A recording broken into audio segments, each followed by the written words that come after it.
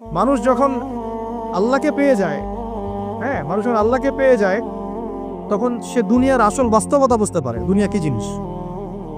আলী রাদিয়াল্লাহু আনহুর একটা বই পড়ছিলাম, ওনার যে মানে দর্শনগুলা, ওনার যে মানে চিন্তাভাবনাগুলো, ওনার কিছু লেখা ছিল, কিন্তু এগুলো সব জায়গায় আসে নাই। এই বইগুলো সবাই পায় না, কিন্তু রেয়ার বই। তো ওখানে দুনিয়ার এক্সাম্পল দিচ্ছেন তিনি বলছেন দুনিয়া এমন জায়গা যেখানে কেউ যদি ডুব দেয়, সমুদ্রে ডুব দেওয়ার মতো জাস্ট ডুব দেয়, তাহলে তার আমল, যত নেক আমল, সব আমল কমে আসবে। এটা কিন্তু বাস্তব। দুনিয়াতে ডুব দিবেন আপনি, দেখবেন আপনার নেক আমলগুলো কমে আসতেছে। তিনি বলছেন দুনিয়া হচ্ছে সাপের মতো। কেমন? সাপের মতো। ধরতে নাকি খুব সফট লাগে, ধরতে খুব স্পর্শ করতে সফট মনে হয়, কিন্তু এর বিষ যদি একবার ঢুকে দেয় শরীরে, আর রেহাই নাই। আর কথাগুলোর গভীরতা অনেক। এক জায়গায় লিখছেন উনি যে আমি দুই শ্রেণীর মানুষকে নিয়ে খুব সমস্যা আছে। এক শ্রেণী হচ্ছে যারা জাহেল আবেদ, মানে ইবাদত করে, অনেক ইবাদত করে কিন্তু জাহেল, জ্ঞান নাই কিন্তু ইবাদত করে, এদেরকে নিয়ে আমি খুব সমস্যা আছে। আর এক শ্রেণী হচ্ছে যারা ব্যক্তিত্বহীন আলেম, এদেরকে নিয়ে আমি সমস্যা আছে। আলেম কিন্তু কোনো ব্যক্তিত্ব নেই, এই জন্য মানুষ তার কাছে আসে না, দূরে সরে যায়। ব্যক্তিত্বহীনতার কারণে অনেক আলেম থেকে মানুষ দূরে সরে যায়, কিন্তু একজন আলেম যদি ব্যক্তিত্বশীল হয়, মানুষ তার কাছে আসে। খেয়াল করে দেখবেন। তো উনি বলছেন আমি এই দুই শ্রেণীর মানুষকে নিয়ে সমস্যা আছে, আর পড়তে শুরু করলে মনে হয় যে পড়তেই থাকে। বলছেন যে আমি অনেক জায়গায় ঘুরলাম, অনেক কিছু দেখলাম, শুনলাম, বুঝলাম, শেষে গিয়ে বুঝলাম যে মানুষ শুধু স্বার্থের জন্যই মানুষের কাছে থাকে। বলছে কথা, তিনি বলছেন তুমি যদি ভালোবাসাকে বাড়াতে চাও তাহলে মানুষের সাথে খুব বেশি মেলামেশা করতে যাও, একটু কম মেলামেশা করো, একটু দূরত্বে থাকো, তোমাকে মানুষ ভালোবাসবে। আর তুমি যদি খুব বেশি ডুব দাও না, তখন তোমার মূল্য আর ব্যক্তিত্ব নষ্ট হয়ে যাও। এক একটা কথা কতগুলো বলে শেষ করুন, অনেক আছে। এক পর্যায়ে তিনি ফাতিমা রাদিয়াল্লাহু আনহা যে ইন্তেকাল, এই ইন্তেকালকে নিয়েও দুটো লাইন লিখেছেন। এই লাইনগুলো পড়তে গিয়ে চোখ দিয়ে পানি চলে আসছে। তিনি বলছেন তোমাকে কতদিন দেখি না, কতদিন ছুঁয়ে দেখি না, কতদিন তোমার কাছে যাই না। সবাই বলে তুমি আমার থেকে দূরে, কিন্তু সত্যি কথা হচ্ছে তুমি আমার কলিজার ভিতরে আছো। এমন করে লিখেছেন ফাতিমা রাদিয়াল্লাহু আনহা সম্পর্কে। হে আমার প্রিয়তমা, তোমাকে কতদিন দেখি না, তোমার চেহারা কতদিন দেখি না, তোমাকে কতদিন ছুঁইতে পারি না। হ্যাঁ, সবাই বলে তুমি আমার থেকে দূরে চলে গেছো, কিন্তু আমি জানি তুমি আমার কলিজার বক্ষ পিঞ্জরে আছো। লিখেছে কবিতা। তো আপনারা একটু পড়াশোনা করবেন। স্পেশালি আমি আপনাদের এনকারেজ করি যে চার খলিফার জীবনে অবশ্যই পড়বেন। চার খলিফার জীবনী পড়বেন, সাহাবীদের জীবনী পড়বেন, তারা কিভাবে দিন শিখেছেন, বুঝেছেন, পালন করেছেন, প্রচার করেছেন, দিনের জন্য কত ত্যাগ স্বীকার করেছেন, এগুলো পড়বেন। আমি খুব রিকোয়েস্ট করি আপনাদেরকে যে আপনারা ইতিহাস পড়বেন। রাসূল সাল্লাল্লাহু আলাইহি ওয়াসাল্লামের জীবনী থেকে শুরু করে একদম অটোমান এম্পায়ার পর্যন্ত ইতিহাসগুলো পড়ে দেখেন, কিভাবে ইসলাম আজকে এই জায়গায় আসছে আপনি চিন্তাই করতে পারবেন। কত চড়াই উতরাই পেরিয়ে যে ইসলাম আজকে এই জায়গায় আসছে আপনি চিন্তাই করতে পারবেন। প্রিয় ভাইরা, আমাদের নবীজি সবচেয়ে ভালো মানুষ হওয়া সত্ত্বেও তাকে কিন্তু গালি খেতে হয়েছে এবং হত্যার চেষ্টাও করা হয়েছে। মনে রাখবেন, শুধু সৎ কাজের আদেশ করার নাম ইসলাম নয়, শুধু আংশিক বিষয় পালন করার নাম ইসলাম নয়, অসৎ কাজের নিষেধের নামও ইসলাম, এবং আল্লাহ নিষেধগুলো ছেড়ে দেওয়ার নামও ইসলাম। আল্লাহ পাক এটাই বলছে সূরা বাকারা 84-85-তে, তোমরা কি কিতাবের কিছু অংশ মানো, কিছু অংশ মানো না। ফামা জাযাউ মা ইয়াফআলু যালিকা ইল্লা খিজয়ুন ফিল হায়াতিদ দুনিয়া, দুনিয়াতেই আমি লাঞ্ছিত করে দেব এমন অপরাধ করলে। ইয়াউমাল কিয়ামা ইউরাদ্দুনা ইলা আশাদ্দিল আযাব, কিয়ামতের মাঠে সবচেয়ে যন্ত্রণাদায়ক শাস্তি এদেরকে দেওয়া হবে। কাদেরকে? যারা কিতাবের কিছু অংশকে মানি, কিছু অংশ মানি না। পারি না পারি, আগে আকীদা পরিষ্কার রাখবো যে ইসলামে প্রত্যেকটা বিষয়ের হেদায়েত আছে, এটাই চূড়ান্ত দিন, এর বাইরে কোনো দিন আল্লাহর কাছে গ্রহণযোগ্য হবে না। কেউ চর্চা করলে তা কোশ্চিনকালও কবুল করা হবে না। এবার আসেন, এর ভিত্তি কি? এর ভিত্তি হচ্ছে দুইটা। কয়টা? দুইটা থেকে আরো দুইটা এসেছে, এই দুইটা হচ্ছে মূল।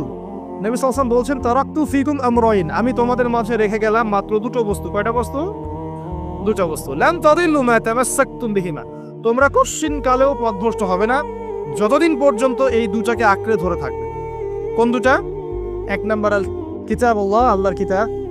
দুই নাম্বার ওয়া সুন্নাতে নবীহি, তার নবীর সুন্নাত। তো কোরআন এবং সুন্নত মিলেই কোরআন এবং হাদিস নয় কি? আচ্ছা, এখন আমাদের সামনে নবীজি নাই, আমাদের সামনে সাহাবায়ে কেরাম নেই, আমাদের সামনে তাবেঈন চার ইমাম কেউই নাই, ওলামায়ে কেরাম আছেন, আর আমাদের সামনে আছে কোরআন এবং হাদিসের কিতাবগুলো। এই তো ইসলাম আমরা দেখছি, তাই না? এর বাইরে তো আমরা দেখতে পাচ্ছি না। সাহাবীরা না হয় সরাসরি নবীকে দেখে দিন পালন করেছেন, তাই না? তারপরের জেনারেশন সাহাবীদেরকে দেখে করেছে, তারপরের জেনারেশন তাবেঈদের দেখে করেছে। আমরা তো কাউকেই দেখতে পাচ্ছি না। আমরা দেখছি কোরআন এবং হাদিসের কিছু কিতাব এবং ওলামায়ে কেরাম সামনে আছে। এই তো, এই দুইটা হচ্ছে ভিত্তি। এখন এখান থেকে আরো দুটো এসেছে, একটা হচ্ছে ইজমা, একটা হচ্ছে কিয়াস। এই দুটোও ইসলামের। অনেকে বলে ইজমা কিয়াস ইসলামে নাই, কোরআন সুন্নাহ এই দুটাই। ইজমা এবং কিয়াস গুরুত্বপূর্ণ, কারণ ইজমা, সাহাবীদের ইজমা, এটা একটা খুব গুরুত্বপূর্ণ জিনিস। এবং কিয়াস ছাড়া আপনি অনেক মাসআলা বের করতে পারবেন না। ইয়াবার শব্দ কোরআনে আছে না নাই? ইয়াবা নাম শুনেছেন? শুনেন নাই? না শুনলেই ভালো। তো এই শব্দটা কি কোরআনে আছে নাকি? নাই। কোরআনে মাদকের কথা আছে। কিসের কথা? মাদক। এখন কিয়াস দরকার নাই। এই যে একটা মাসআলা, একটা মূলনীতিকে কেন্দ্র করে আরেকটা মাসআলাকে বের করা, ইস্তেহাদ করার যে মূলনীতিগুলো, এগুলো কিয়াস থেকে আসে। এটা কিয়াস। এটা ছাড়া আপনি অনেক মাসআলাই বের করতে পারবেন না সমসাময়িক। তো অবশ্যই কোরআন সুন্নাহ ইজমা কিয়াস চারটাই লাগবে। এখন কথা হচ্ছে, এইগুলো তো আর আমরা সরাসরি পালন করতে পারবো না। পারবো? বুঝাচ্ছি, একটু বোঝেন। মনে করেন সামনের দিনগুলোতে দেখবেন বিচ কয়েন আসবে। কি কয়েন? হয়তো অলরেডি অনেক কান্ট্রিতে চলেও আসছে। এখানে কতদিন এটা লঞ্চ হবে আল্লাহ ভালো জানেন, কিন্তু বিটকয়েন মার্কেটে আসছে।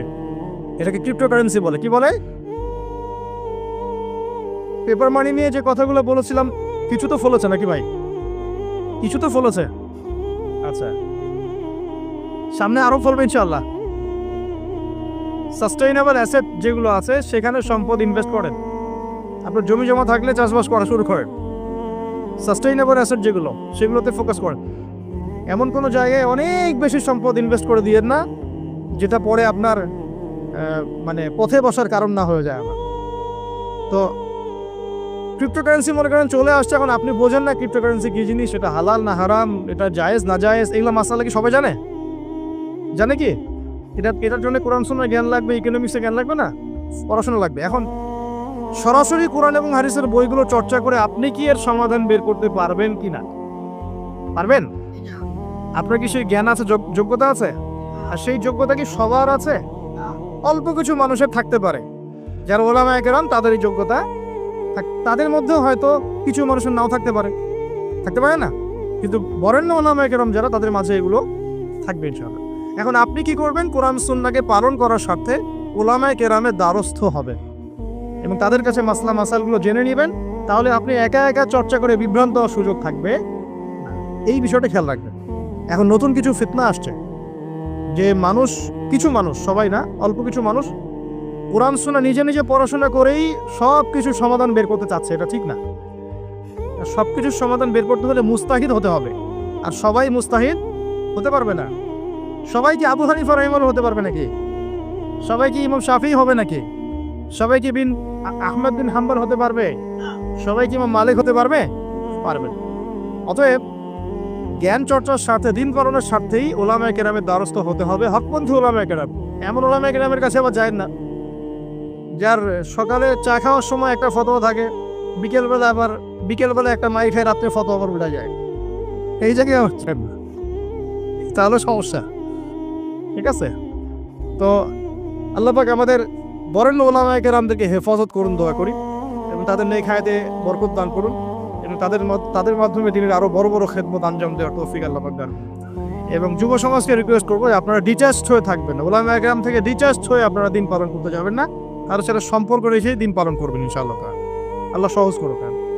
এখন এই ভিত্তি পেয়ে গেলাম, এবার শেষ করার আগে আমি মূলনীতিগুলো বলে শেষ করছি। এই মূলনীতি কি ইসলামে? শোনেন, এই জায়গাটা একটু ভালো করে শোনেন। নবী সাল্লাল্লাহু আলাইহি ওয়াসাল্লাম বসে আছেন মসজিদে।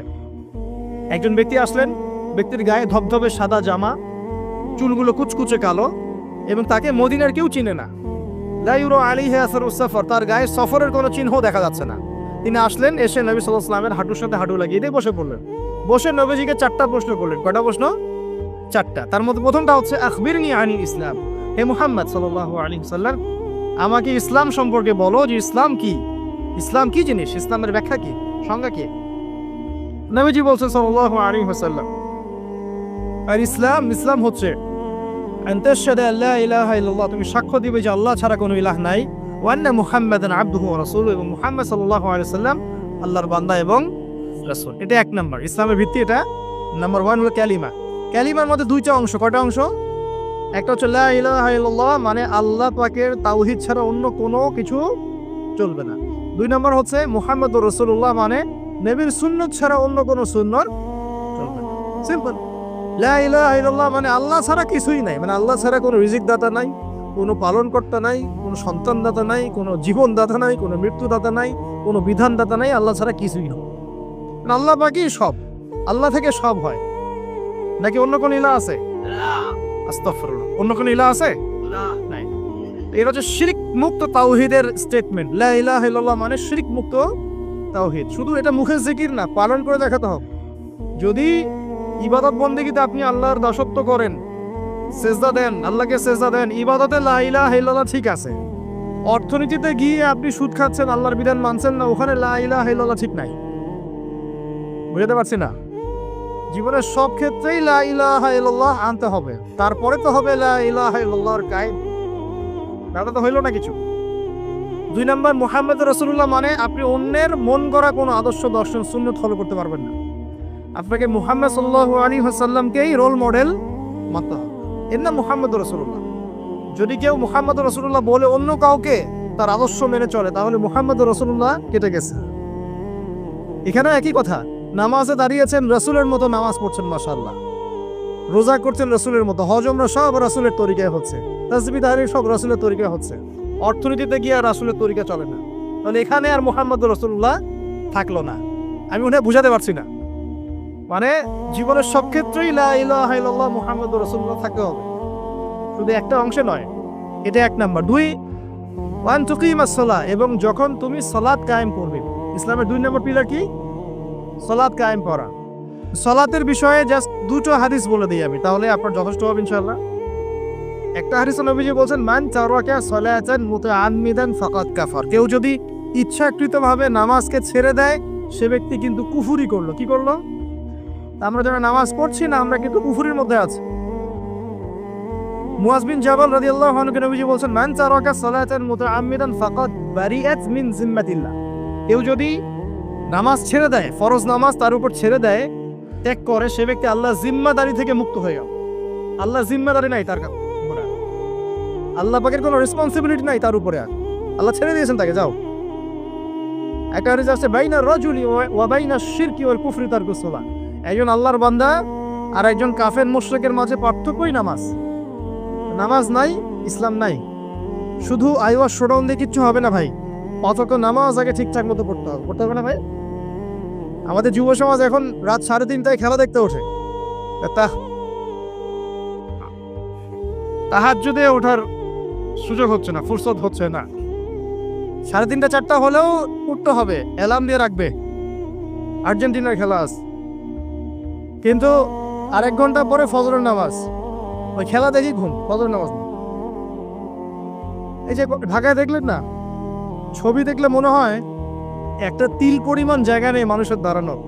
পর্দার সামনে একটা তিল পরিমাণ জায়গা নেই মানুষের দাঁড়ানো। হই হুল্লা করতেছে, নাচছে, গাচ্ছে, স্মোক করতেছে, ড্রিঙ্কস করতেছে। মিডিয়া এগুলোকে প্রমোটও করতেছে। মিডিয়া প্রমোট করতেছে মানে কি? মিডিয়া দেখাচ্ছে মানে বিশ্ব কত ভালো আছে এখন, কত সুখ আমাদের। হ্যাঁ, আমাদের সুখী সুখ, খালি সুখে সমৃদ্ধ জীবন যাপন করতেছে, খেলা দেখতে নাচতেছে নাকি? অথচ দেখেন ইকোনমিক সেকশনের কি অবস্থা, দেখেন কি অবস্থা দেশ। এই যে আমাদের সমাজের, যুব সমাজের নৈতিকতার অবস্থাগুলো দেখেন। ধর্ষণের হার দেখেন, জেনার হার দেখেন, মাদকাসক্ত মানুষদের হার দেখেন, কত হারে মানুষ মাদক খাচ্ছে। পরকীয়ার হার দেখেন, ব্লু ফিল্মসের হার দেখেন। ওদের ভাবখানে এমন যে খুব সুখ আমার জীবনে, খেলো আর খেলো। খেলার দলিল তো কোরআনে আছে তো। হ্যাঁ, আল্লাহ পাক বলেন এই দুনিয়ার জীবনটা হচ্ছে খেলতামাশার দোকান। খেলার দলিল কোরআনে তো আছে। ওমা হাযিহিল হায়াতু দুনিয়া ইল্লা মাতাউল গুরুর, এরকম একটা আয়াত আছে সূরা হাদীদের মধ্যে। আল্লাহ পাক আছে, আল্লাহ পাক বলেছেন যে ইলামু, তোমরা জেনে রাখো, আন্নামাল হায়াতু দুনিয়া লাইবু ওয়া লাহু, তোমরা জেনে রাখো যে এই দুনিয়ার পুরো দুনিয়ার জীবনটাই খেলা, খেলতামাশা, ওলাহ, ঠাট্টা, হাসি ঠাট্টা, মানে এটা কি বলা বাংলা দিয়ে, ভ্রম, ভ্রম, মায়া, মোহ, ভ্রম। তোমরা জেনে রাখো দুনিয়ার জীবনটা খেলা, খেলতামাশা, ভ্রম, মিছে মায়া। ই'লামু আন্নামাল হায়াতুদ দুনিয়া লা'ইবুন ওয়া লাহু ওয়া যিনাতুন ওয়া তাফাখুরুন বাইনাকুম ওয়া তাকাসুর। এবং দুনিয়ার জীবন হচ্ছে একে অপরের সাথে প্রাচুর্যের প্রতিযোগিতা। এগুলা আল্লাহ পাক বলছেন, তো খেলার দলিল তো কোরআনেও পাওয়া যাচ্ছে না? দুনিয়ার জীবনটাকে আল্লাহ বলছেন ওয়া মা হাযিহিল হায়াতুদ দুনিয়া ইল্লা মাতাউল গুরুর। পুরো দুনিয়ার জীবনটাই হচ্ছে মাতাউল গুরুর, প্রতারণা, ধোঁকা, মরিচিকা ছাড়া কিছুই না। আর প্রমোট করা হয় যে বিউটি কন্টেস্ট হচ্ছে, মনে হচ্ছে কত সুখ আমাদের। হ্যাঁ, মেয়েরা একদম অর্ধনগ্ন নগ্ন হয়ে ফ্যাশন শো করছে, প্রমোট করছে, দেখো এগুলো সবাই কি সুন্দর জিনিস, কত সুখ, কত সুখে আছি আমরা। খেলতেছে মানুষ, দেখো ব্রাজিল আর্জেন্টিনা খেলা হচ্ছে, কত সাপোর্টার, কত সুখ, কত মজা, কত লাজ্জাত দুনিয়াতে। হ্যাঁ, মানে কি প্রমোট করতেছে দেখেন। মানে রিয়েলিটি, একটা কথা বলেছে অনেক লেকচারে যে এই ফিতনাময় যুগ, দাজ্জালের যে যুগটা হবে না, ওই যুগে বাস্তবতা আর ভিজুয়াল ওয়ার্ল্ড হবে আকাশ পাতাল পার্থক্য। মানে যা আপনি দেখবেন সেটা সত্য না, ভিতরের বিষয়টা সত্য, যেটা আপনি দেখতে পাচ্ছেন। যা আপনি দেখবেন সেটা সত্য না, যা সত্য তা আপনি দেখতে পাচ্ছেন না। এটা হবে দাজ্জালের যুগ। কেমন? খিদিরের মতো। নৌকা ফুটা করলেন কেন? সন্তান হত্যা করলেন কেন? বাচ্চা হত্যা করলেন কেন? আর এই যে দেয়াল নির্মাণ করলেন কেন? তিনটা ক্ষেত্রে মুসা আলাইহিস সালাম ভেটো দিচ্ছেন, খিদির আলাইহিস সালাম বলছেন যে এর পিছনে কারণ আছে। কারণ আছে না? দাজ্জালের যুগটা এমন হবে, বাহ্যিকভাবে যেটা দেখছেন চোখ দিয়ে এটা সত্য নয়, ভিতরে যেটা আছে ওটা সত্য। ভিতরটা সবাই দেখতে পারবে না, দেখতে হলে খিদির হতে হবে। ভিতরটা হচ্ছে যে সমাজ তো ডিস্ট্রয়েড, ম্যাসাকার হয়ে গেছে, সমাজের কাঠামোই ভেঙে গেছে আমাদের। এখন নারী পুরুষের যে ফাংশন চেঞ্জ হয়ে গেছে, ধর্ষণের হার দিন দিন বেড়ে গেছে, ইফটিজিং বেড়েছে, বেপরদামি বেড়েছে, নগ্নতা বেড়েছে, মাদক বেড়েছে, পরকীয়া বেড়েছে, কচি কচি বাচ্চা কাচ্চা মেয়েগুলোকে ধরে ধরে ধর্ষণ করা হচ্ছে। সমাজের কাঠামোই চেঞ্জ হয়ে গেছে, সমাজের সমকামিতা বেড়েছে, প্রচুর সমকামী, খেলতামাশা, দুনিয়ার জীবনটা খালি খেলতামাশা। আর আমাদের এই যুব সমাজ, যাদের হাতে ইসলামের ভবিষ্যৎ আছে, ওদেরকে এইদিকে মোহাগ্রস্ত করে রেখে দেওয়া হচ্ছে। এরা নামাজ পড়ে না, কোরআন তেলাওয়াত করে না, আলেম ওলামার সাথে কোনো সোহবত নাই, কোনো সম্পর্ক নাই, হাদিসের কিতাব নাই বাসায়, দাড়ি নাই, ইসলামিক লেবাস পোশাক নাই, ইসলামিক মূল্যবোধ নৈতিকতা নাই, আল্লাহর রাস্তায় সময় দেওয়ার কোনো মানসিকতা নাই। এই যুবক ছেলেপেলেগুলো কিনে নাচতেছে মিডিয়া। কি করবে এরা দেশের জন্য? যারা এরকম অন্য একটা রাষ্ট্র, যে রাষ্ট্র আমাকে চিনেই না, ওর খেলায় সে হুজুকে লাফায়, এ দ্বারা রাষ্ট্রের উন্নয়ন হবে নাকি? আজীব কথা বলেন, এইসব লোকজন দ্বারা রাষ্ট্রের উন্নয়ন হবে নাকি? যখন আমরা এই খেলতামশায় ব্যস্ত আছি, দেখবেন পশ্চিমারা ঠিকই ওদের উদ্দেশ্য বাস্তবায়ন করছে। কি আশ্চর্য একটা অবস্থা, কি আশ্চর্য! মানে এত সুখে আছি আমরা, এতই সুখ, খাবার, পানি, বাসস্থান, বেকারত্ব, কত সমস্যা নিয়ে ভুগতেছি আমরা, এতই সুখ যে বিশ্বকাপে নাচতে হবে আমাদেরকে। আবার এটাকে মুসলিম কান্ট্রির মধ্য দিয়ে জায়েজ করে নেওয়ার একটা পায়তারা চলছে। আয়োজন করেছে এক মুসলিম কান্ট্রি, খেলেছে আর এক মুসলিম কান্ট্রি। হ্যাঁ, এবং এটাকে দলিল নিয়ে এসে এটাকে জায়েজ করে একটা টেন্ডেন্সি চলছে, ফাইজলামি শুরু করছে। অথচ যেখানে যেখানে এগুলো হচ্ছে তার পাশে ইয়েমেন পড়ে আছে, তার পাশে সিরিয়া পড়ে আছে, যেখানে লক্ষ লক্ষ মানুষ না খেয়ে পড়ে আছে। ইয়েমেনে লক্ষ লক্ষ শিশু না খেয়ে মরতেছে এখন। ওদের 2013-14 সাল থেকে নিয়ে 2022 পর্যন্ত প্রায় 3.5 লক্ষ মানুষ মারা গেছে ইয়েমেনের এই ঘটনাগুলো, গৃহযুদ্ধ এবং এই যে আরব কান্ট্রিগুলোর মধ্যে কনফ্লিক্টের মতো, এবং প্রায় 60% সেখানে বাচ্চা কাচ্চা। আপনি এত টাকা পয়সা খরচ করে এগুলো আয়োজন করতে, আমরা প্রমোট করতেছি, এর 5% টাকা ওদেরকে দিলেই তো ওদের 3 বেলার খাবার হতো। সিরিয়ার মানুষগুলোকে দেখেন গিয়ে, ওখানে তো ওটা রঙ্গমঞ্চ হয়ে গেছে। মানে যে যার স্বার্থ এখানে ঢুকে, ওখানে ইসরায়েলও ঢুকছে, আমেরিকাও ঢুকছে, তুরস্কও ঢুকতেছে, ওখানে আগে রাশিয়া ছিল, ওখানে বাশার আল আসাদ, সব মিলে জগা খিচুড়ি অবস্থা একটা। মানুষের মানবতা, জীবনযাত্রা নাই, জীবনের কোনো মূল্য সেখানে নাই। প্রচুর মানুষ, ছোট ছোট ছেলে পেলে দেখবেন না খেয়ে ওখানে মারা, উদ্বাস্তুর মতো তাঁবুর নিচে জীবনযাপন করে। এটা দেখেন না চোখে? ওখানে একটা খেলা, হুদাই একটা খেলা নিয়ে এত লাফালাফি করতেছে, পাশে এতগুলো মানুষ না খেয়ে মারা যায়, কোনো খবর নাই। নিজে ভরপেট খাই, প্রতিবেশী অনাহারে থাকে, মুমিন হবে? কিসের ইসলাম ফলো করতেছি আমরা? আসলে আমরা যে ইসলামটা ফলো করতেছি এটা পশ্চিমাদের শেখানো ইসলাম। আমরা রাসূলুল্লাহ সাল্লাল্লাহু আলাইহি ওয়াসাল্লামের শেখানো ইসলাম ফলো করতেছি না। আমার স্ট্রেট কাট কথা একদম। আমরা যে ইসলামটা ফলো করতেছি এটা হচ্ছে পশ্চিমাদের শেখানো ইসলাম। রাসূলুল্লাহ সাল্লাল্লাহু আলাইহি ওয়াসাল্লাম ইসলাম ফলো করলে আজকে আমাদের অবস্থাগুলো হতো না। আল্লাহ পাক আমাদেরকে বোঝার তৌফিক দান করুন। আমি শুধু ফাযাক্কির ইন্নামা আনতা মুযাক্কির। আল্লাহ পাক যে বলেছেন তুমি উপদেশ দাও, তুমি শুধু উপদেশ দাতা, লাস্তা আলাইহিম বিমুসাইতির। কারো প্রতি তুমি দারোগা নাও, আমরাও কারো প্রতি দারোগা নই, কিন্তু পুরো বিশ্বের প্রেক্ষাপটটাকে কোরআন সুন্নাহ দিয়ে ব্যাখ্যা করার দায়িত্ব আমাদের। কেউ গ্রহণ করলে করবে, না করলে করবে না। তার কবরে সে যাবে, আমার কবরে আমি যাব, সিম্পল, শেষ। গতানুগতিক লাইফস্টাইলে এখন এই পৃথিবীর বেশিরভাগ মানুষ বস্তুবাদী। এটা দেখার জন্য, বোঝার জন্য জাস্ট আপনার হৃদয়ের চোখ, হৃদয়ের কান, হৃদয়ের ইন্দ্রিয়গুলো একটু উন্মুক্ত করতে হবে। আর হৃদয়ের চোখ, হৃদয়ের কান উন্মুক্ত হবে তখনই যখন আমরা আল্লাহ এবং তার রাসূলের সামনে আত্মসমর্পণ করব, তার আগে নয়। তো বেশিরভাগ মানুষ বস্তুবাদিতায় লিপ্ত থাকে। আবার দেখি কিছু মানুষের সারাদিন ফিকির একটাই, পলিটিক্স, পলিটিক্যাল অ্যাফেয়ার্স, পলিটিক্স, কিভাবে পলিটিক্স করব, কিভাবে অপোজিশনকে ডমিনেট করা যায়, কি করলে তার ক্ষতি করা যাবে, কি করলে তাকে ওভারটেক করে আমি সামনে যেতে পারব। কিছু মানুষের চিন্তা ইকোনমিক সেকশনে, আল মাল, কিভাবে মাল অর্জন করা যাবে। আমার 2 তলা বাড়ি আছে, কিভাবে 4 তলা হবে। 2টা বিজনেস আছে, কিভাবে 10টা হবে, 5টা হবে। আমার 100% জমি আছে, কিভাবে 200% হবে। আল মাল। এই শ্রেণীর মানুষকে নবী সাল্লাল্লাহু আলাইহি ওয়াসাল্লাম আব্দুদ দিনার বলেছেন, দিনারের দাস। আব্দুল্লাহ নয়, আল্লাহর দাস নয়, দিনারের দাস। আরো কিছু মানুষ আছে, আমরা এখন সায়েন্স এবং টেকনোলজির অগ্রগতির খোরা অজুহাত তুলে সরাসরি আল্লাহকে ডিনাই করে ফেলছে এবং এই মতাদর্শ সমাজে বাস্তবায়নের চেষ্টাও করছে। এডুকেশন সেক্টরে হোক, সংস্কৃতির নামে হোক, সামাজিক অ্যাসোসিয়েশনের নামে হোক, মুক্ত চিন্তার নামে হোক, আমরা ডে বাই ডে যুব সমাজের একটা বড় অংশকে এথিস্ট বানাচ্ছি।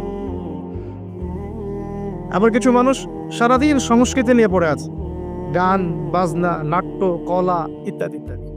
কিছু মানুষ সারাটা জীবন ঢোল তবলায় কাটিয়ে দিচ্ছে, কিছু মানুষ সারাটা জীবন একটা গিটারকে নিয়ে কাটিয়ে দিচ্ছে, একটা মিউজিক্যাল ইনস্ট্রুমেন্ট নিয়ে কাটিয়ে দিচ্ছে। কিছু কিছু দিনী বোন সারাটা জীবন অপসংস্কৃতির অন্ধ অনুকরণে কাটিয়ে দিচ্ছেন। এবং আপনাদের কাছে, সরি ফর মাই ল্যাঙ্গুয়েজ, অনেক সময় মনে হচ্ছে সৌন্দর্যই সবকিছু। আল্লাহ রাব্বুল আলামিন হয়তো বা মনে হয় আমার বাহ্যিক সৌন্দর্য দেখেই বিচার করবেন আপনাদের উপর। কিছু কিছু যুব সমাজ সারাদিন PUBG, free fire, mobile games, addiction, YouTubing, Facebooking, অস্থির অবস্থা, অস্থির। ঠান্ডা মাথায় 1 সেকেন্ড বসে চিন্তা করতে যাচ্ছে না যে তাকে আল্লাহ বা কেন সৃষ্টি করেছে। তো এইরকম ভেরিয়াস কাইন্ডস অফ পিপল আমাদের এই সমাজের মধ্যে, যে কোনো কান্ট্রির দিকে আপনি তাকাবেন এই দৃশ্যটাই পাবেন। এর মধ্যে গুটি কয়েক কিছু মানুষ আপনি পাবেন, ওয়া কালিলুম মিন ইবাদিয়াশ শাকুর, আমার শুকরগুজার বান্দা আল্লাহ বলেছেন খুব অল্প হবে। অল্প কিছু মানুষ ইসলাম চর্চা করার চেষ্টা করছে। আমি ওই সেন্সে কথা বলছি না যে সারা বিশ্বে 200 কোটি মুসলিম, 300 কোটি মুসলিম, 500 কোটি মুসলিম, বাংলাদেশে 90% মুসলিম, এই ধরনের গতানুগতিক পরিসংখ্যানে আমি বিশ্বাস করি। যখন ইসলামের ডেফিনেশনটা আপনি আজকে বুঝে যাবেন বাসায়, তখন আপনি নিজেও চিন্তা করবেন যে আসলে আমরা মুসলিম আছি কিনা। সংখ্যা তো বসিয়ে দিলাম 90% মুসলিম, ঠিক আছে। তো গুটি কয়েক কিছু মানুষ আল্লাহর পরোয়া করেন, তার রাসূলের পরোয়া করেন, তার কিতাবের প্রতি সম্মান প্রদর্শন করেন। এই মানুষগুলোর মধ্যে কয়েকটা ভাগ আছে। এক ভাগ মানুষ পরিপূর্ণ মুমিন, মাশাআল্লাহ, আমরা দোয়া করি আল্লাহ পাক তাদের সংখ্যা বাড়িয়ে দেন। এক ভাগ মানুষ আছেন পরিপূর্ণ মুসলিম, উদখুলু ফিস সিলমি কাফার উপর আমল করে, অর্থাৎ তোমরা পরিপূর্ণরূপে ইসলামে প্রবেশ করো, এই আয়াতের উপর তারা আমল করে। এক শ্রেণীর মানুষ আছেন মুযাবযাবিনা বাইনাহুম, মানে ডান বামের মাঝখানে থাকেন, যখন স্রোত যেদিকে সেদিকে ফ্লো। এবং এর মধ্যে কিছু দাড়ি টুপিওয়ালা মানুষও আছে, যেদিকে ফ্লো সেদিকে কথা, যেদিকে ফ্লো সেদিকে অ্যাক্টিভিটিস। তার নিজস্ব একটা স্বতন্ত্র অবস্থান নাই, এটাই হক, এরকম একটা অবস্থান নাই। কিছু মানুষ আছেন আল্লাহ এবং তার রাসূলকে বিশ্বাস করেন, কিন্তু কাজ করতে গিয়ে কবিরা গুনাহে লিপ্ত হচ্ছে, সুদ খাচ্ছে, মদ খাচ্ছে, জেনা করছে, পরকায়ে লিপ্ত হচ্ছে, হারাম অ্যাফেয়ার্সে আছে, নোংরা মুভিজ দেখছে, আস্তাগফিরুল্লাহ। কিছু মানুষ আছেন পার্ট টাইম মুসলিম, শুক্রবারে আপনি তাদেরকে পাবেন, ঈদের দিনে পাবেন, কোন একটা কনফারেন্সে পাবেন, আপনি 5 ওয়াক্ত নামাজে পাবেন না। আপনি এর মধ্যে পাবেন কিছু প্রোটেস্ট্যান্ট মুসলিম। প্রোটেস্ট্যান্ট কেমন? কালিমা তো পড়েছি, লা ইলাহা ইল্লাল্লাহ, আল্লাহ মাফ করে দিবি, এই যে চিন্তা মাথায় বসিয়ে নিয়েছে, সে আমলকে ইমানের অংশ মনে করছে না। কালিমা একদিন পড়েছি, লা ইলাহা ইল্লাল্লাহ মুহাম্মাদুর রাসূলুল্লাহ, ব্যাস আমি জান্নাতে চলে যাব। Protestant version of Islam. এরকম অনেক ভার্সন আছে ইসলামের মধ্যেই। কেউ আছে সুবিধাবাদী মুসলিম, কেউ ফাসেক মুসলিম, কেউ জালেম মুসলিম, কেউ হচ্ছে মোনাফেক টাইপের, কেউ প্রোটেস্ট্যান্ট। খাঁটি আল্লাহর বান্দা, খাঁটি মুমিন, খাঁটি মুসলিম, এই মানুষগুলোকে মোটিভেট করার জন্য আজকের টপিক। আসুন কিছু মহামানবের গল্প শুনে শুরু করতে চাই, আমাদের আদি পিতা আদম আলাইহিস সালামকে দিয়ে। কেন এত বড় লম্বা ভূমিকা দিলাম? কারণ আমরা কেউ প্রোটেস্ট্যান্ট মুসলিম থাকতে চাই না। আমরা পরিপূর্ণ কোরআন এবং সুন্নাহ অনুসরণ করতে চাই। পরিপূর্ণ কোরআন এবং সুন্নাহ আমার ব্যক্তি জীবন, আমার পারিবারিক জীবন, আমার অর্থনৈতিক জীবন, আমার সামাজিক জীবন, ইনশাআল্লাহ আল্লাহ যদি তৌফিক দান করেন আমার পলিটিক্যাল লাইফেও থাকবে ইনশাআল্লাহ। এই কনসেপ্টের নাম ইসলাম। এই কনসেপ্টকে ডিনাই করলেই মুনাফিক হয়ে যাবে।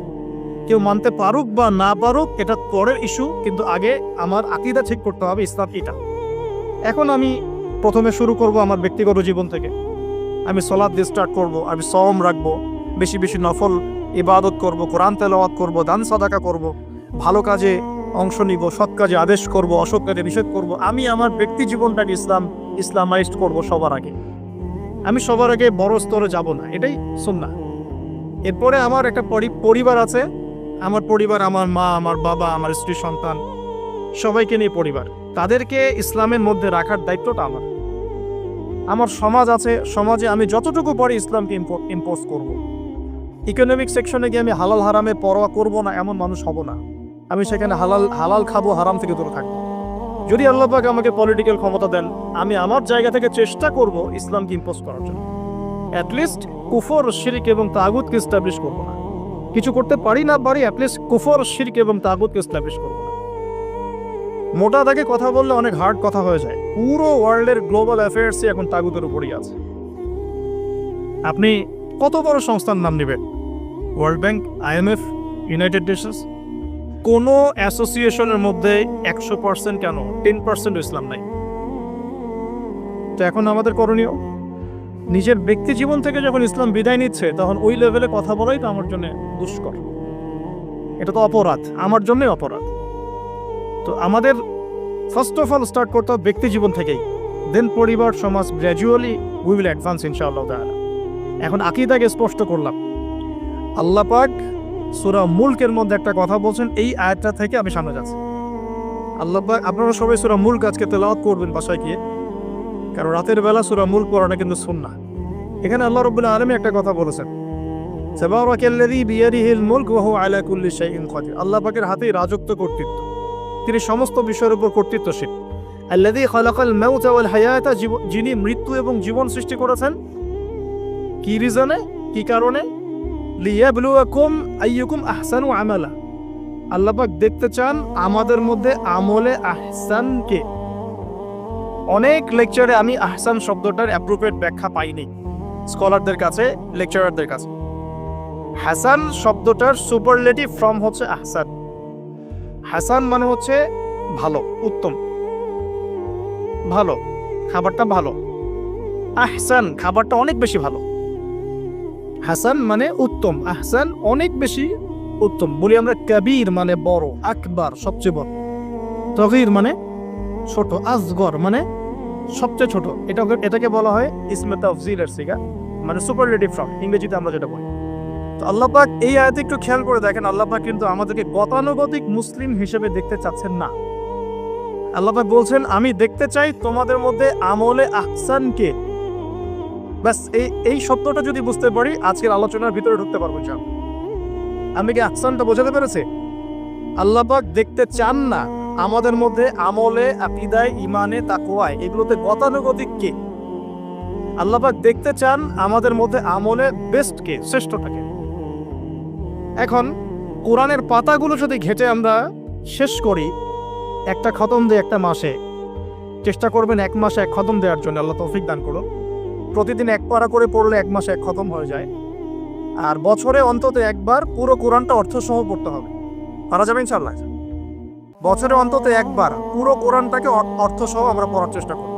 এই পাতাগুলো যদি আমরা উল্টাই তাহলে দেখব কোরআনের মধ্যে আল্লাহ রাব্বুল আলামিন কাফেরদের কথা বলেছেন, জালেমদের কথা বলেছেন, ফাসিকদের কথা বলেছেন, মুত্তাকি মুমিন মুসলিমদের কথা বলেছেন। এবং আল্লাহ পাক যে শব্দটা চাচ্ছেন আমাদের কাছে আহসান, এই আহসান কিছু মানুষের কথা আল্লাহ পাক কোরআনে বলেছেন। আজকে ওইটাই গল্প। সূরাতুল বাকারার আয়াত নাম্বার 207-8 এই দুটো আয়াত একটু পড়ে দেখবেন। আল্লাহ পাক বলছেন ওয়া মিনান নাস বাদা আউযু বিল্লাহি মিনাশ শাইতানির রাজিম। ওয়া মিনান নাস, আল্লাহ বলছেন মানুষের মধ্যে কিছু মানুষ আছে, সবাই না। ওয়া মিনান নাস, মানুষের মধ্যে কিছু মানুষ আছে যারা কিনা মাইয়াশরি নাফসাহু বিতিগা মারদাতিল্লাহ, যেই মানুষগুলো আল্লাহ পাকের সন্তুষ্টির জন্য তাদের নফসটাকে বিক্রি করে দিয়েছে। সুবহানাল্লাহ, চারটাখানি কথা না কিন্তু। মানুষের মধ্যে আল্লাহ কিন্তু সূরা বাকারায় বলেছেন শুরুর দিকে মানুষের মধ্যে কিছু মানুষ আছে যারা মুমিন, কিছু মানুষ আছে যারা কাফের, কিছু মানুষ আছে যারা মুনাফিক, শুরুর দিকে পাবেন। এখানে আল্লাহ পাক বলছেন মানুষের মধ্যে কিছু মানুষ আছে যারা তাদের নফসটাকে আল্লাহর সন্তুষ্টির জন্য বিক্রি করে দিয়েছে। সুবহানাল্লাহ, মানে তাদের জীবনের মূল থিমটাই হচ্ছে আল্লাহ পাকের সন্তুষ্টি অর্জন করা। কোনো কিছুকেই তারা আল্লাহর সন্তুষ্টির উপর প্রাধান্য দিবে না। যদি কোটি টাকার অফার আসে হারাম, সে সেটা রিজেক্ট করবে, আল্লাহ নারাজ হবে। একটা সুন্দরী মেয়ে যদি জেনার অফার করে, সে রিজেক্ট করবে, কারণ সে আল্লাহকে ভয় করে। সে আল্লাহ পাকের জমিনের উপরে গায়রুল্লাহ বা কুফফারদের তাগুতদের কোনো লস ইমপ্লিমেন্ট করতে পারবে না, কারণ সে আল্লাহকে ভয় করে। সে ইকোনমিক লাইফে হালাল হারামের পরোয়া করে চলবে, কারণ সে আল্লাহকে ভয় করে। সে তার পরিবারে পর্দা এস্টাবলিশ করবে, বিকজ সে আল্লাহকে ভয় করে। মানে আল্লাহ পাকের সন্তুষ্টির জন্য নিজের নফসটাকে, জান মাল সবকিছুকে বিলিয়ে দিয়েছে। এই মানুষগুলোর সম্পর্কে আল্লাহ বলছেন ওয়াল্লাহু রাউফুম বিল ইবাদ, এই মানুষগুলোর প্রতি আল্লাহ পাক রাউফ হবেন, কোমল নরম সফট হয়ে যাবে। সুবহানাল্লাহ, কোমল নরম সফট মানে কি? কিয়ামতের মাঠে ডাকা হবে, এই গুনাহগুলো করেছিলে? জি আল্লাহ, আমি এই গুনাহগুলো করেছি। আল্লাহ পাক পর্দা দিয়ে দেবেন, পর্দার পরে বলবেন যে দুনিয়াতে তোমার এই গুনাহগুলো আমি গোপন করে রেখেছিলাম, আজকেও সবগুলো গোপন করে দিলাম, জান্নাতে চলে যাও। আল্লাহু রাউফুম বিল ইবাদ, আল্লাহ পাক তার বান্দার প্রতি রাউফ, কোমল হবে। দুনিয়াতে রাউফ কেমন? যে কোনো বিপদ আপদ বালা মুসিবতে সেই ব্যক্তি হাঁটু গেড়ে আল্লাহর কাছে চাবে, আল্লাহ আমার এই সমস্যা, আল্লাহ আমার এই সমস্যা, আল্লাহ আমার এই সমস্যা। আল্লাহু রাউফুম বিল ইবাদ, আল্লাহ পাক ওই বান্দার প্রতি সফট, কোমল হয়ে যাবে। এগুলোর অনেক প্রমাণ আমি আমার জীবনেও পেয়েছি, এগুলো আমি পাবলিকলি বলতে পারবো না, আর আমি ব্যাখ্যা করতে পারবো। আর এমন কিছু বিষয় আছে যেগুলো আসলে মানুষকে বলেও বোঝানো যায় না। বড় বড় স্কলারদের কিতাব এখন যখন পড়ি, তারা বলেন কি বলবো, তোমরা তো বুঝবেই না। মানে এমন একটা লেভেলে মানুষ চলে যায় যে ওই লেভেলের কথা সবাইকে বোঝানো যায় না। কিভাবে বলবো, কিভাবে ব্যাখ্যা করবো, কোন আবেগ নিয়ে আসবো, কোন শব্দ নিয়ে আসবো, আমি আপনাকে বোঝাতে পারবো না। এরকম একটা অবস্থান থাকে। একজন সাহাবীর নাম বলি আলী ইবনে আবি তালিব রাদিয়াল্লাহু আনহু। আপনি তার পুরো জীবনী পড়লে তাকে খুব সফট পাবেন, নিজেকে গোপনকারী পাবেন, খুব বেশি উচ্ছ্বাস প্রকাশকারী পাবলিক ফিগার, হ্যাঁ, এই যে আমরা শো অফ, নিজেকে জাহির করা, আপনি পাবেন না তাকে। এবং তিনি শেষ জীবনে কি বলেছেন জানেন? শেষ জীবনে বলেছেন যে জ্ঞান আমি নবী সাল্লাল্লাহু আলাইহি ওয়াসাল্লামের কাছ থেকে পেয়েছি, সেগুলোকে সুষ্ঠুভাবে বন্টন করার মতো কাউকে পেলাম না জীবনে। মানে একটা লেভেল থাকে মানুষের, আল্লাহ তাকে মারিফত লাভের, যে লেভেলে গিয়ে মানুষ সবার সাথে আমভাবে কিছু বলতে পারে না। আমি ওই লেভেলে কিছু ফিল করছি, কিছু নির্যাস পাচ্ছি যে আমি আপনাকে বোঝাতে পারছি না। যাই হোক, আল্লাহ পাক রাউফ মানে এত সফট হবেন, জীবনের যে কোনো পদে আপনি আল্লাহকে ডাকবেন, আল্লাহ আপনাকে তাৎক্ষণিক সাড়া দিবেন ইনশাআল্লাহ, ইনশাআল্লাহু আযজা ওয়া জাল। এখন পাতাগুলো ঘাটলে আমরা প্রথম এইরকম কোন মানুষকে পাই যারা নিজের নফসটাকে আল্লাহর জন্য উৎসর্গ করে দিয়েছেন?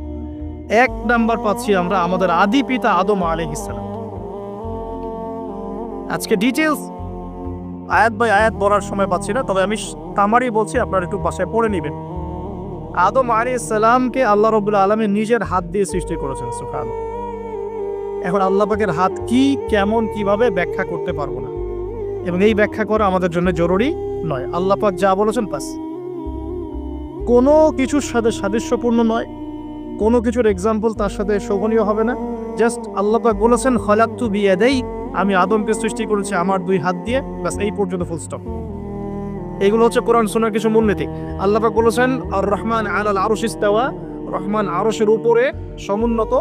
কোন হালতে কি অবস্থায় আছেন ব্যাখ্যা করতে পারবো না, দরকার নাই, ফুল স্টপ।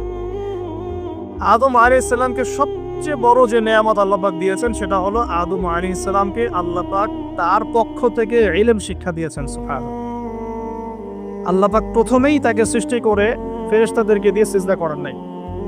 আল্লাহ পাক তাকে আগে জ্ঞান শিক্ষা দিয়েছেন। সূরা বাকারা শুরুর দিকে আছে ওয়া আল্লামাল আদামা আসমা কুল্লাহা, আমি আদমকে যত রকম জ্ঞান আছে, আসমা কুল্লাহা মানে যত রকম নাম এবং জ্ঞান আছে সবই শিখিয়েছি আদম আলাইহিস সালামকে। উম্মাহ আজকে পিছিয়ে পড়েছে আদম আলাইহিস সালাম এই মহামানবের জ্ঞানতাত্ত্বিক সুন্নত না নিয়ে।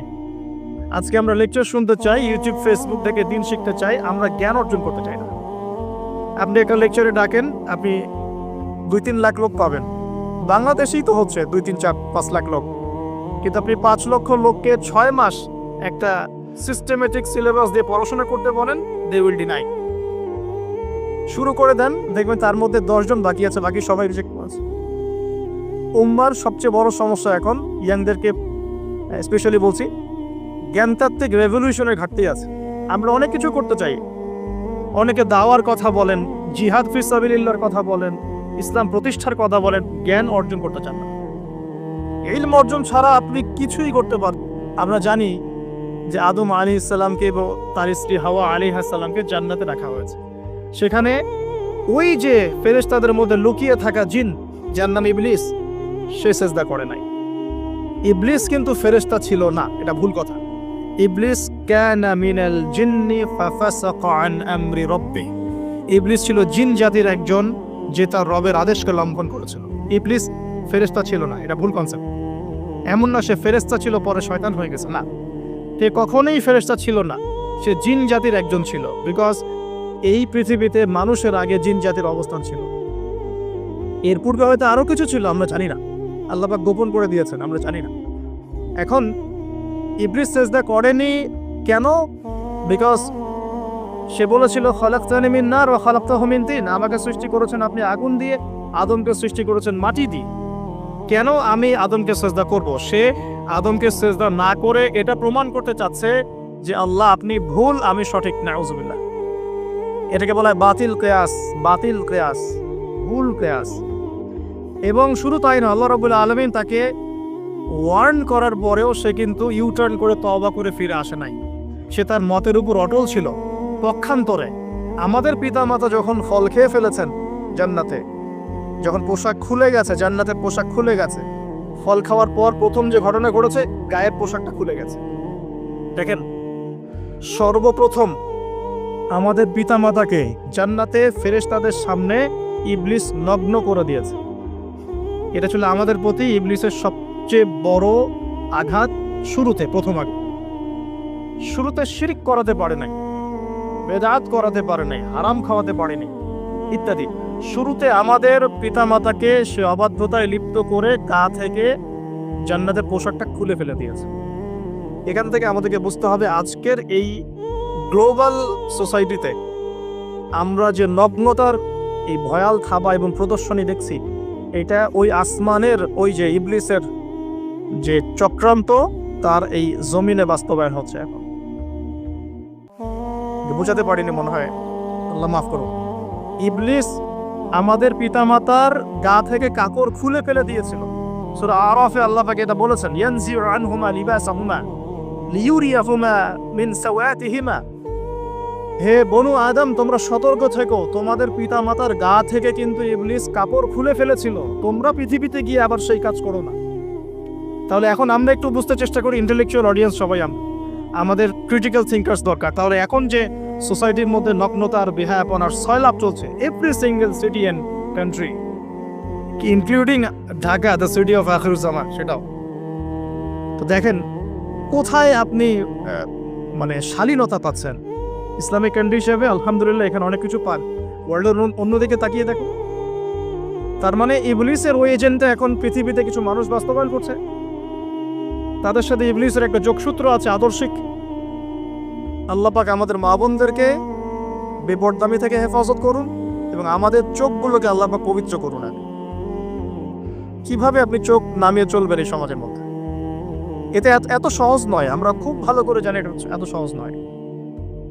তো দেখুন, অনেক ভিতরে চলে যাচ্ছি। আদম আলাইহিস সালাম হাওয়া আলাইহিস সালামকে সর্বপ্রথম নগ্ন করে দিয়েছে ইবলিস। তারা কিন্তু তওবা করে ফিরে এসেছে।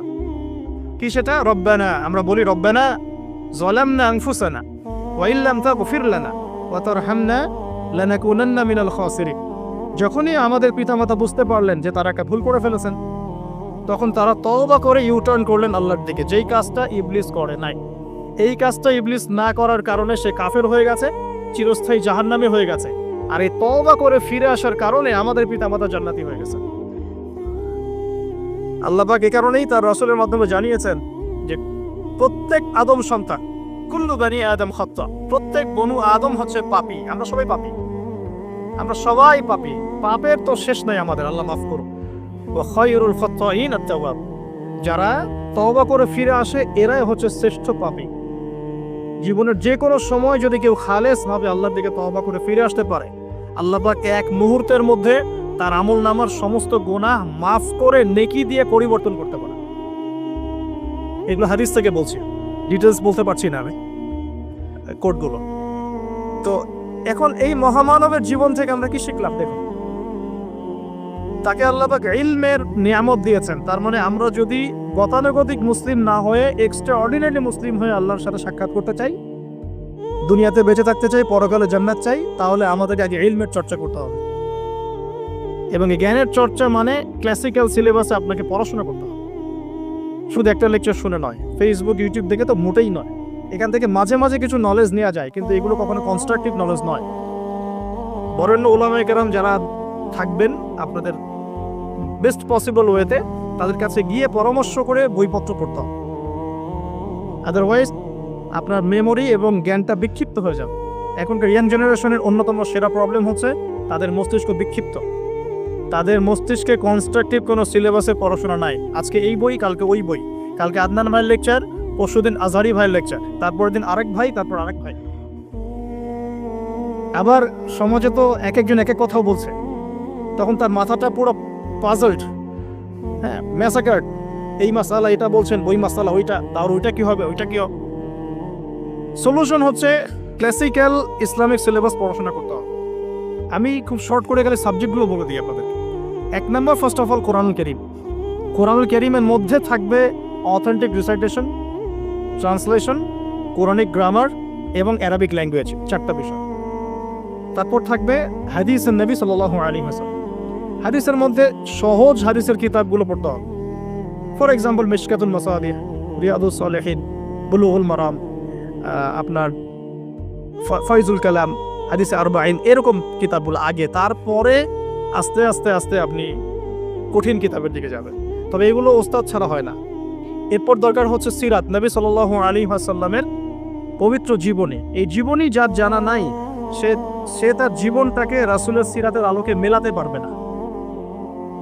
এবং দ্বীন ইসলাম নিয়ে কিছু করতে চাইলে রাসূলের সিরাতের সুন্নাহ মাফিক করতে পারবে না। এরপর দরকার ইকোনমিক্সের জ্ঞান, ইসলামিক ইকোনমিক্স অবশ্যই। তারপরে দরকার হচ্ছে ইসলামিক ইতিহাসের জ্ঞান, ফিকহের জ্ঞান, আকীদার জ্ঞান, উসুলের জ্ঞান। এভাবে একটা কনস্ট্রাকটিভ সিলেবাস দাঁড়ায়। তারপরে গিয়ে একজন মানুষের জ্ঞানটা পাকাপোক্ত হবে। সময় লাগুক 10 বছর, 15 বছর, 20 বছর। আমরা দোয়া করি আল্লাহর কাছে, আল্লাহ পাক আগামী পুরো 20 বছর আমাদেরকে পড়াশোনা করার তৌফিক দান করুন। করতে থাকবো। আমাদের বেশি কথা বলার দরকার নেই, করতে থাকবো, জানতে থাকবো। এখন তাহলে আমরা আজকে প্রথম একটা লেসন পেলাম, গতানুগতিক মুসলিম না হয়ে এক্সট্রা অর্ডিনারি মুসলিম হতে হলে প্রথমে এই মহামানবের জ্ঞানতাত্ত্বিক শিক্ষা নিতে হবে, ইলমের মেহনত হবে ইনশাআল্লাহ তাআলা। আল্লাহ পাক আমাদের সবাইকে জ্ঞানের মেহনত করার তৌফিক দান করুন এবং আমাদের পরিবারে জ্ঞান প্রতিষ্ঠার তৌফিক দান করুন, আমাদের বাচ্চাদের মধ্যে সেই জ্ঞান প্রবেশ করানোর তৌফিক দান করুন। আর প্রয়োজন হচ্ছে তাওবাহ, আত-তাওবাহ। আদম আলাইহিস সালাম ভুল করেছেন, আমরাও ভুল করি, কিন্তু শয়তানের পাল্লায় পড়ে ভুল করলেই তার তাবেদারি করতে হবে না, বরং যখনই আমাদের স্মরণ হবে আমরা ইউটার্ন করবো আল্লাহর দিকে তওবা করে। দ্বিতীয় মেসেজ হচ্ছে বেশি বেশি তওবা ইস্তেগফার করব। দিনে কমপক্ষে 100 বার পড়তে পারি আস্তাগফিরুল্লাহাল্লাযী লা ইলাহা ইল্লা হুয়াল হাইয়ুল কাইয়্যুম ওয়া আতুবু ইলাইহি, অথবা এতটুকু অ্যাটলিস্ট আস্তাগফিরুল্লাহ ওয়া আতুবু ইলাইহি, আস্তাগফিরুল্লাহ ওয়া আতুবু ইলাইহি, বাস এতটুকু। নবী সাল্লাল্লাহু আলাইহি ওয়াসাল্লাম দিনে 100 বার তওবা করতেন, কোন হাদিস এসেছে 70 বার তওবা করতেন। এরপর একটু সামনে যাই, কোরআনের পাতা উল্টালে দেখবো আরেকজন নবীর নাম আসে, আরেকজন মহামানবের নাম, তার নাম হচ্ছে নূহ আলাইহিস সালাম। এই মানুষগুলো যাদের কথা বলছি তারা কিন্তু কেউ গতানুগতিক মুসলিম ছিলেন না, ছিলেন তারা এক্সট্রা অর্ডিনারি মুসলিম ছিলেন। আমি তাদের থেকে নলেজ নিচ্ছি। এবার আসি কোরআনের পাতা একটু সামনে গেলে দেখবো আরেকজন নবীর নাম চলে আসে, নূহ আলাইহিস সালাম। নাম শুনেছেন? সামারি 950 বছর দিনের দাওয়াত দিয়েছেন। সুবহান। এক্সট্রা অর্ডিনারি মুসলিম হতে হলে আমাদেরকে দাওয়াতি কাজ করতে হবে, তার আগে ওই যে জ্ঞান অর্জন করতে হবে। এই দাওয়াতি কাজটা হবে মধ্যম পন্থায়, শৈথিল্যতাবাদ না, চরমপন্থা না, মধ্যমপন্থী থাকবো ইনশাআল্লাহ। এখানে অনেক সময় মধ্যমপন্থী থাকতে গিয়ে কিছু মানুষ হিকমতের দোহাই পেরে শৈথিলতাবাদী হয়ে যায়। আমি মনে বুঝাতে পারি না, কিছু মানুষ মধ্যম পন্থার দাওয়াতের কথা বলেও হিকমতের দোহাই দিয়ে কখনো কখনো শৈথিল্যতাবাদী হয়ে যান। এটাও ঠিক ওটাও ঠিক, এটাও চলে ওটাও চলে, এদিকে চলে আসে। আবার কিছু মানুষ মধ্যম পন্থার কথা বলে অনেক সময় খুব ওভার এগ্রেসিভ পদক্ষেপে চলে যান। দুটোই উম্মার জন্য ক্ষতিকর। এই জন্যই ক্লাসিক্যাল ওলামায়ে কেরামের সাথে পরামর্শ ভিত্তিক চলাফেরা করা উচিত, তাহলে তারা ডাইরেকশন দিতে পারবেন যে কোনটা এই প্রেক্ষাপটে করা উচিত, কোনটা করা উচিত না। তো নূহ আলাইহিস সালামের জীবন থেকে আমরা শিখছি দাওয়াতের মেহনত করতে হবে। এটা আমি আজকেও শিখলাম নতুন করে। নিজের মতেই মনে হলো যে আমার সামনে যে ভাই গাড়ি ড্রাইভ করছেন তাকে তো দুটো কথা বলতে পারতাম, কেন বললাম না? যে ইমামের পিছনে নামাজ পড়ে আসলাম তাকে তো দুটো কথা বলতে পারতাম, কেন বললাম না? বলতে পারতাম যে ইমাম সাহেব আপনি শুনুন, নবী সাল্লাল্লাহু আলাইহি ওয়াসাল্লাম বলেছেন দুনিয়ার সবচাইতে নিকৃষ্ট চোর হচ্ছে সে ব্যক্তি যে রুকু সেজদা ঠিকমতো আদায় করে না। চুরি করলে চোরের হাত কেটে ফেলতে হয়। যদি কেউ আমার ফোনটা চুরি করে, ইসলামিক লস কি বলছে? তার হাতটা কেটে ফেলতে হয়। আর নবীজি বলছেন সবচেয়ে নিকৃষ্ট চোর সে ব্যক্তি যে ব্যক্তি রুকু সেজদা ঠিকমতো আদায় করে না। তো আমরা এরকম দাওয়াতের অনেক ক্ষেত্র পাই। নিজেও ফিল করলাম যে না, আসলে মনে হয় আমি পরিপূর্ণ দায়ী হতে পারছি না। আমি তো এই যে বিমানে আসলাম তার কেবিন ক্রুদেরকে দাওয়াত দিতে পারতাম, অ্যাটলিস্ট শালীনতার একটা আয়াত শোনাতে পারতাম যে এই পোশাকগুলো মেয়েদের পরা উচিত নয়। যে পোশাকটা আপনি পরে আছেন আকাশে উঠছি, সুবহানাল্লাহ, 1 সেকেন্ডের মধ্যে প্লেন ক্র্যাশ করতে পারে। Possible are not possible? 1 সেকেন্ডের মধ্যে। সেখানে আমি কিভাবে আল্লাহর জিকির বাদ দিয়ে বেহায়াপনে লিপ্ত হতে পারি? বিশ্বাস করেন, হয়তোবা আমি একটু দুর্বল মনের মানুষ কিনা জানি না, কিন্তু আমি এয়ারে উঠলে আমার সবসময় ফিকির থাকে লা ইলাহা ইল্লাল্লাহ লা হাওলা ওয়ালা কুওয়াতা ইল্লা বিল্লাহ আস্তাগফিরুল্লাহ ওয়া আতুবু ইলাইহি। মানে আমি মনে হয় যে আল্লাহ পাক ধরে রেখেছেন আমাকে, এটা ফিল করে আল্লাহ ধরে রেখেছেন বলে যেতে পারছি। ওখানে আমরা কিভাবে নগ্নতা প্রদর্শনী করতে পারি, কিভাবে করতে পারি? তো দাওয়াতের অনেক ক্ষেত্র সামনে আসে। আপনার সন্তানকে, আপনার স্ত্রীকে, আপনার প্রতিবেশীকে, ড্রাইভারকে, সবজিওয়ালাকে আমরা দাওয়াত দিতে পারি। বাট আমি মনে হচ্ছে যে আমি আসলে কথাটা বলছি বড় গলায়, আমি এখন নিজেও এটা হতে পারি নাই। আল্লাহ পাক আমাদেরকে হওয়ার তৌফিক দান করুন। নূহ আলাইহিস সালাম 950 বছর দাওয়াত দিয়েছেন। একটা খালি এক্সাম্পল দিচ্ছি, তিনি সূরা নূহের মধ্যে আল্লাহ পাক বলেছেন, নূহ আলাইহিস সালাম আল্লাহকে বলছেন রব্বি, হে আমার রব, ইন্নী দাআউতু কওমি লাইলা ওয়া নাহারা, আমি আমার এই কওমকে প্রতিদিন প্রতি রাত দাওয়াত দিয়েছি। সুবহানাল্লাহ, প্রতিদিন প্রতি রাত। আজকে এসেছি, হয়তো 2-3 মাস পরে আপনাদের এখানে আবার আসতে পারি। প্রতিদিন প্রতি রাত কিন্তু আমি দাওয়াতি কাজ করতে পারছি না, আমরা কেউই করছি না। নূহ আলাইহিস সালাম বলছেন আমি বিনা আজর, কোনো আজর ছাড়াই, কোনো স্বার্থ ছাড়াই আল্লাহ আমি আমার কওমকে দিন রাত দাওয়াত দিয়েছি। ওয়ালাম ইয়াজিদহুম দুআই ইল্লা ফিরারা, যখনই দাওয়াত দিয়েছি আমার দাওয়াত শুনে তারা খালি পৃষ্ঠ প্রদর্শন করেছে। কেউ মাথা ঢেকে ফেলেছে, কেউ মুখ কান বন্ধ করেছে, হ্যাঁ, কেউ আমাকে পাগল বলেছে, মজনুন বলেছে। এমনকি তিনি যখন নৌকা বানাচ্ছেন আল্লাহ পাকের আদেশে, মানুষ পাশ দিয়ে হেঁটে যায় আর টিচকারি করে, কবে মরুভূমিতে নৌকা চলবে? তোমার এই নৌকা মরুভূমিতে চলবে কবে? মানুষ টিটকারি মারে। তো এখনো দেখবেন স্ক্যাটোলজিক্যাল কথা বললে, আখিরুজ্জামান নিয়ে কথা বলে অনেকেই মজা নেয়। কবে আসবে ক্যাশলেস সোসাইটি? বললাম তো চলে আসছে। কবে আসবে মালহামা? বুঝি চলে আসবে। কবে আসবে বড় বড় ভূমিকম্প? আসছে, সবর করে। তো নূহ আলাইহিস সালামের জীবন থেকে শিক্ষা আমরা দাওয়াত দিব। আমরা ফার্স্ট অফ অল জ্ঞান অর্জন করব, ক্লাসিক্যাল সিলেবাস পড়াশোনা করব, উলামায়ে কেরামের সাথে সোহবত রাখবো এবং দাওয়াতে কাজ করবো ইনশাআল্লাহ। এবং এখানে আমরা মধ্যমপন্থী থাকবো, নট চরমপন্থা, নট শৈথিল্যতাবাদ। নূহ আলাইহিস সালামের জীবন থেকে আরো দাওয়াত, দিন রাত দাওয়াতের মেহনত করা, দিন রাত দাওয়াতের মেহনত করা। আল্লাহ পাক আমাকে আপনাদের সবাইকে তৌফিক দান করুন। কতদিন? 950 বছর। কত বছর? 950 বছর। পুরো আব্বাসীয় খেলাফত ছিল 509 বছর কি 10 বছর মেবি। পুরো আব্বাসীয় খেলাফত 510 বছরের মতো। উমাইয়াদের ছিল 93 ইয়ার্স। আমাদের নবী সাল্লাল্লাহু আলাইহি ওয়াসাল্লামের দাওয়াতের মিশন বয়স ছিল 23 বছর। 950 বছর দাওয়াত দেওয়ার পর তাফসীরের কিতাবে এসেছে 40 or 80 ফ্যামিলিজ, এই 40 বা 80টা ফ্যামিলি ইসলাম কবুল করেছে। তার মানে এখানে শিক্ষা, এক্সট্রাঅর্ডিনারি মুসলিম হতে হলে দাওয়াতের মেহনতে হতাশ হওয়া যাবে না, লেগে থাকতে হবে, লম্বা সময় ধরে দাওয়াত দিতে হবে। আল্লাহ পাক আমাকে আপনাদের সবাইকে লম্বা সময় ধরে বিশ্বে দাওয়াতি কাজ করার তৌফিক দান করুন।